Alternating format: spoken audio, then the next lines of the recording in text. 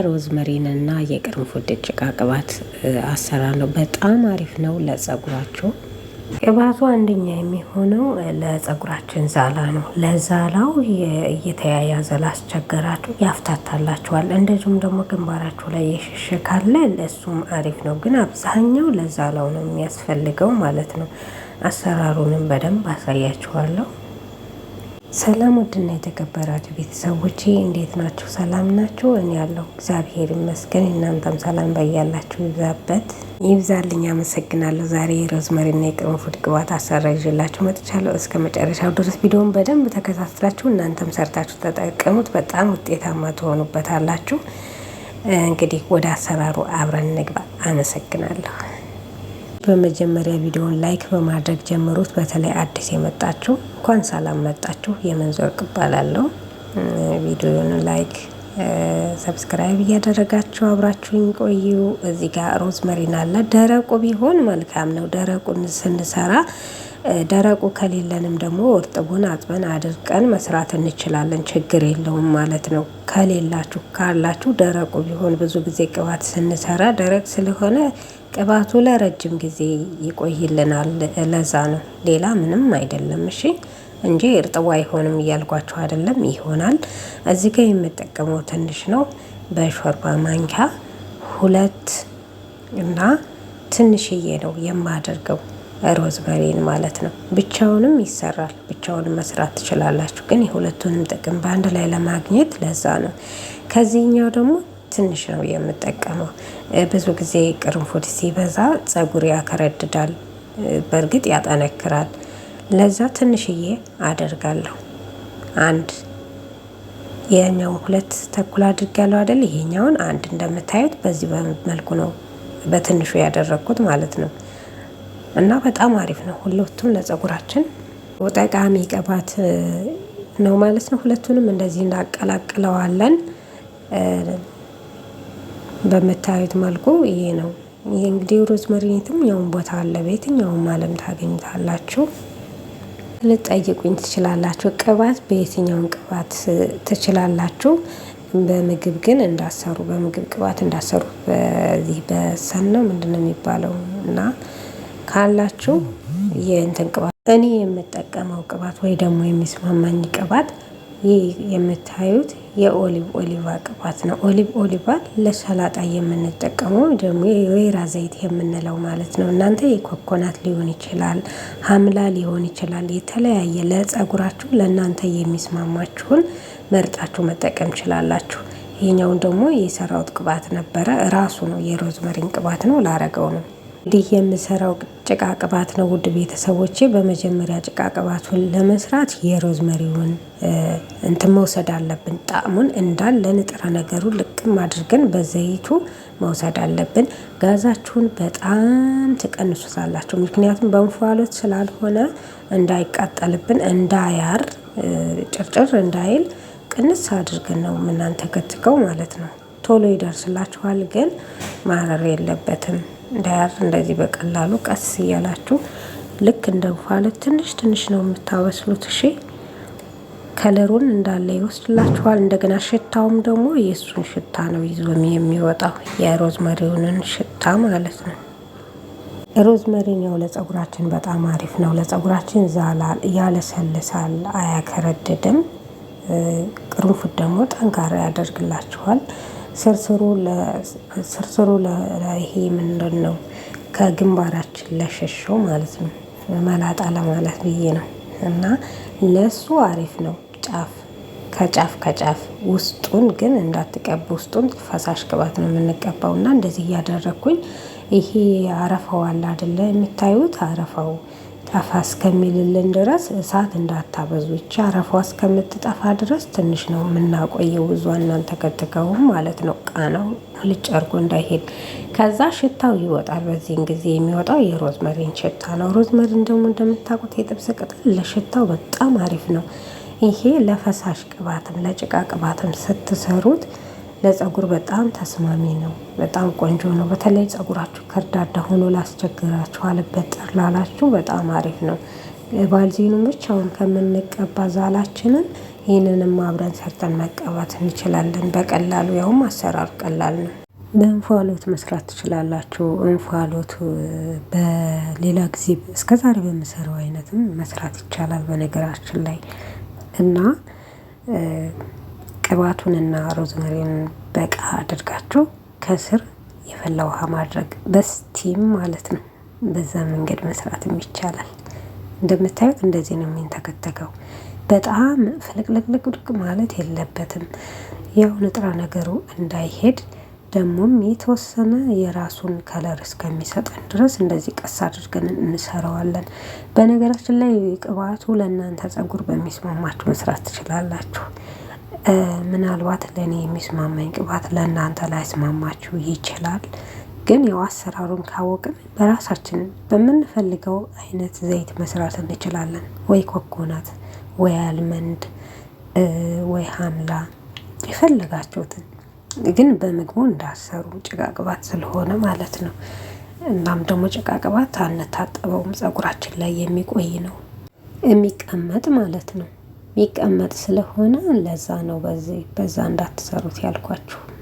በቃ አሁን እንደዚህ አድርጌ በደንብ አድርጌ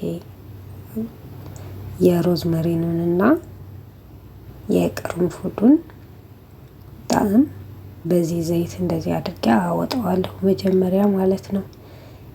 ያው ጭቃ ቅባት ለማፈልጉ ደግሞ በዚህ መልኩ ሰርታችሁ ለውሃ መቀነስ ትችላላችሁ ከበዛባችሁ። ይሄ ለፀጉራችን ለስሩ ይሆናል። ውሃ ቅባት ወይም ደግሞ ፈሳሽ ከሆነ ማለት ነው። ጭቃ ግን ለስሩ አይሆንም፣ አይመከርም። ለዛላው ብቻ ነው ፀጉራችን እንዲለሰልስ እንዲተኛልን፣ እንደዚሁም ደግሞ እንዲበጠርልን የሚረዳን ይሄ ነው። አሁን በቃ አጠፋውና አወጣዋለሁ።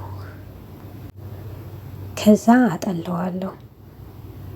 ደጋግማችሁ ማጥለል ወይ ደግሞ በጨርቅ ማጥለል ትችላላችሁ። ወንፊቱ ማጥለያው በጣም ሰፊ ከሆነ ጥቃቅን ነገር ይወርዳልና ለዛ በጨርቅ ብታጠሉት አሪፍ ነው። እኔ ደግሜ ያጠለዋለሁ። ምክንያቱም እየወረደ ስለሆነ ደግሜ ያጠለዋለሁ ማለት ነው። እኔ አልፈጨሁትም። በተለይ ከፈጫችሁት ከተፈጨ ማለት ነው በጣም አድቀቃችሁ እንዳትፈጩ። በጣም ነው እንትን የሚለው ዘህት ከስር ያጠላል። የሚፈጭ ከሆነ ግን በጨርቅ ተጨምቁታላችሁ ማለት ነው። ጥቅጥቅ ባለ ወይም ደግሞ በካልሲም መጭመቅ ትችላላችሁ። ምንም አያወርደውም። እኔ ስላልፈጨው ችግር የለውም።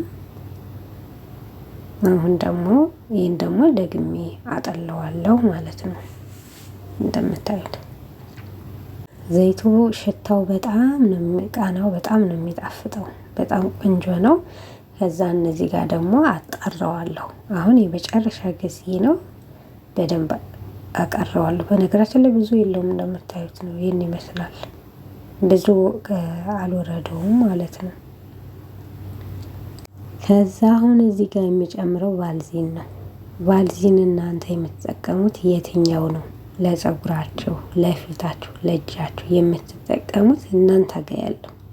እኔ አሁን ዛሬ በዚህ ነው የሰራሁት። ሌላ ጊዜ በሌላ እሰራለሁ እና ቤታችሁ ባለው መጠቀም ትችላላችሁ። ይሄ ይሆናል ያትበሉ። በምትፈልጉት ማንኛውም ቫዝሊን ያ ነው። ቫዝሊን ከሌለ ደግሞ ጭቃ ቅባት ሊኖራችሁ ይችላል። ጭቃ ቅባትም ይሆናል። እሺ፣ ወይም ደግሞ ሁለቱንም ማድረግ ትችላላችሁ። ከዛ ትንሽዬ እናሞቀዋለን እንዲዋሃድልን ማለት ነው። በደንብ አድርጌ አዋህደዋለሁ። ልክ ከስር ትንሽዬ ሙቀት ሲሰማው ራሱ ይዋሃድልናል ማለት ነው። እዛ ላይ አልጨመርኩም፣ ምክንያቱም አልጠለል ስለሚለኝ ነው። እዚህ ጋር ለብቻው ካጠለልኩት በኋላ ቫልዚኑን የጨመርኩት። ቫልዚን ከሌላችሁ የጭቃ ቅባት ይሆናል ብያችኋለሁ። እሺ ውድ ቤተሰቦች፣ ከዛን ወደ እቃችን ላይ እንገለብጣለን። በቃ ጨረስን። ስራው እንደዚህ ነው። በጣም በቀላሉ ቤታችን ሰርተን፣ በጣም ብዙ ነው በነገራችን ላይ። ይሄ ለብዙ ወር ይሆናል። ከ1 እስከ 5 6 ወር መጠቀም ትችላላችሁ። ልክ ታጥባችሁ ስትወጡ፣ እንደዚሁም ፀጉራችሁን ስታበጥሩ ጫፍ ጫፉ ላይ መቀባት ትችላላችሁ ማለት ነው። አሁን ወደ እቃችን ላይ እንጨምራለን። እቃችን ግላስ ከሌላችሁም ደግሞ ለቅባት የምትጠቀሙት ፕላስቲክ ማይካው ይሆናል፣ ችግር የለበትም። በማንኛውም መጠቀም ችላላችሁ። የቅባት እቃ ካላችሁ፣ የቫልዚን እቃ ካላችሁ በሱ ማድረግ ትችላላችሁ።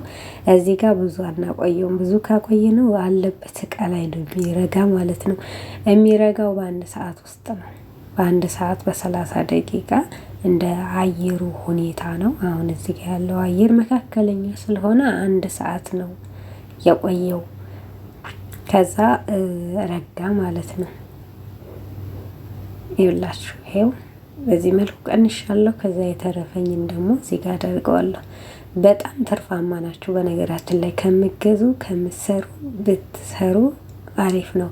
ቅባቱን ገዝታችሁ ማለት ነው፣ ዘይቱን ማለት ነው። ከዛ እዚህ ጋር አደርጋለሁ 2 ቅባት ወጣልኝ። በቃ አንዱን ለቤተሰቦቼ አንዱን ደግሞ ለራሴ ማለት ነው።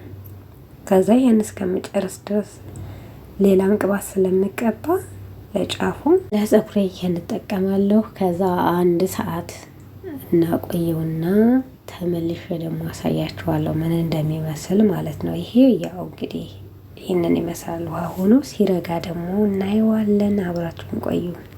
እሺ ተመልሻለሁ። ይኸው እንደዚህ በሰዓት ውስጥ እንደዚህ ሆኖ ረግቷል ማለት ነው። ይሄ ደግሞ ተሰነጣጥቋል። ክፍቱን ነበር ያደረኩት፣ እርግት ብሏል። አሁን ጭቃ ቅባት በሚገባ አግኝተናል ለፀጉራችን ማለት ነው። እንግዲህ ምንም አይነት ኬሚካል የለውም። ምንም ነገር አልጨመርኩም። ይሄን ይመስላል። ሽቶ ምንም አልጨመርኩም። እኔ አልወድም። ለዛ ነው። እናንተ የምፈልጉትን ሽቶ መጨመር ትችላላችሁ። ቫይታሚን ምናምን የሚባሉትን መጨመር ትችላላችሁ እንደ ሁኔታችሁ። ከዛ ደግሞ እየቀባሁ አሳያችኋለሁ ነው። እሺ አሁን የት እንደምንቀባው ደግሞ ተመልከቱ። አያችሁት እንግዲህ በ1 ሰዓት ውስጥ እንደዚህ ሰርቶ ማግኘት እኔ ይገርመኛል። የቫልዚን ስራ ነው ይሁላ እና በቃ በዚህ መልኩ ፀጉራችሁን ተቀባላችሁ። አትታጠቡ፣ እሺ እንዳትታጠቡት። ፀጉር ላይ የሚታው ለፀጉር ለዛላ ለጫፉ የሚሆነው ጫፉን እንዳያያዝባችሁ የምትቀቡት ነው።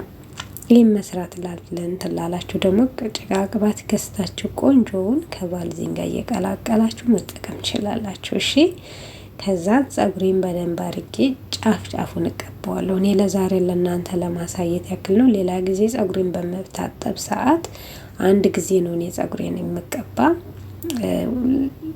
ካለበለዚያ ለእናንተ ለቪዲዮ ለማሳየት ካልሆነ በየጊዜው አልቀባም።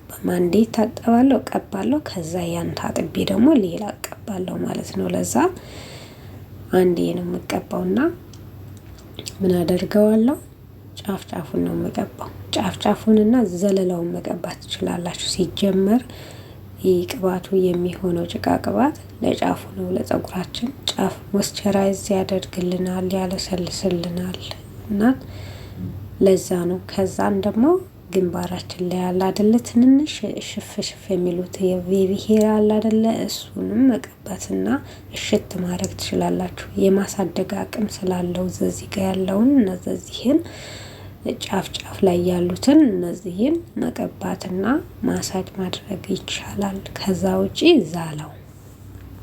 ለዛላው በጣም ወሳኝ ነው። በጣም ነው የሚጠቅማችሁ።